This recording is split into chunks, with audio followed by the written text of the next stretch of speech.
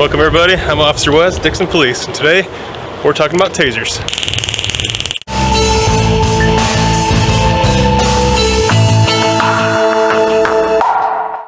Welcome back everybody. Today we're going to be talking about tasers.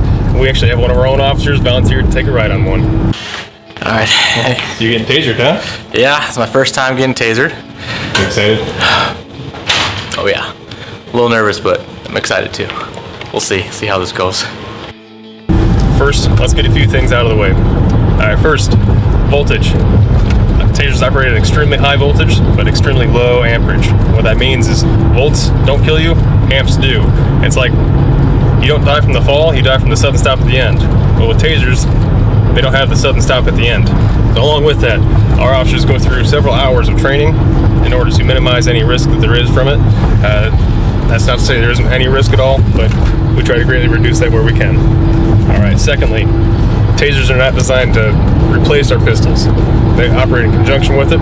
So one officer, you may see him have his pistol out and say, hey, why doesn't he have his taser out? Well, the officer's always going to go for lethal coverage first in the event that they need to, and then the backup officer will switch to a taser. So if you don't see it right away and you're wondering why it is that way, that could be what's going on. Alright, tasers are just another tool for us to use. It's not something there that we can solely rely upon, but it's there if we need to. Maybe the suicidal subject with a knife or a gun or something that's maybe not pointed at us, but pointed at themselves, we want them to drop it.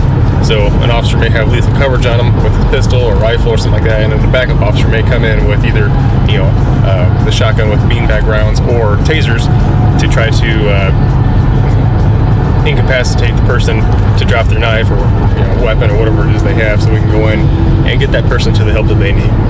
Alright, another important point. I forgot what it was.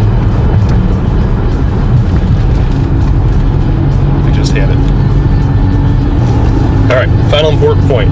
It's not really important as it is more clarification. Hollywood movies you see times where someone will get tased and they black out and they wake up hours later or something else happened.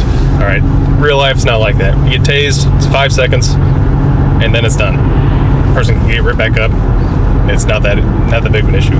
If we were tasing officers for practical purposes and they didn't wake up for 3 hours, that'd be kind of an issue. The electricity only goes between the 2 probes, and that's it. Alright, if you're not familiar with how tasers work, they use these little cartridges that we have here, and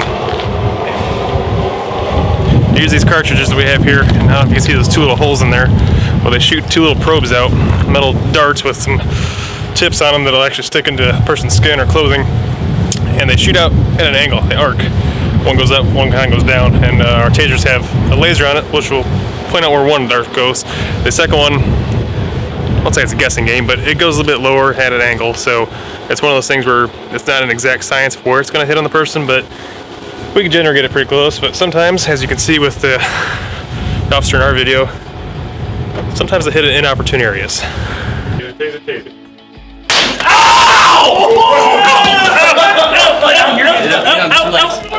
Relax. Oh man. It's Is it on my butt? I'll let you the master on that one. Hey Nico, you might want to get that one. Oh my god. I did have it. I'm doing great. This is awesome. So how'd it go? My butt's gonna be sore for the next week. Was it really that bad? Yeah, it's pretty rough. Pretty rough? When you get shot in the butt, I mean, what do you expect? I mean, that was not what I expected. But it's done and over with, and it was an experience. 5 seconds. It was 5 seconds of glorified fun. How you feeling this morning, buddy? Well, let's check it out. No, I'm just kidding. That's inappropriate and unprofessional. We're not going to do that. No, I'm feeling pretty good. I mean, it's only, 2 days, a day after. A little sore, but it's not bad. Was it as bad as you expected? No. I'd rather take that over an OC spray any day. Yeah. Now, at this point, you may be asking yourself, why would somebody willingly get tased? A couple reasons, really. First, training value. Okay, there's the training value of the officer who actually, fires a taser. It's training practice, just like you would go to range with your pistol or your rifle and work on your accuracy and marksmanship skills. The same things apply for a taser. And then also, the officer involved getting tased, he's got a greater understanding of what the person that, you know, if he's forced to use a taser, will go through should he, you know, make a connection with both probes, and, you know, what he can expect, and also, you know, what the limitations are of the device. So there's that, and then there's also the value, which is probably why you clicked on this video: entertainment. We don't take joy from people's pain.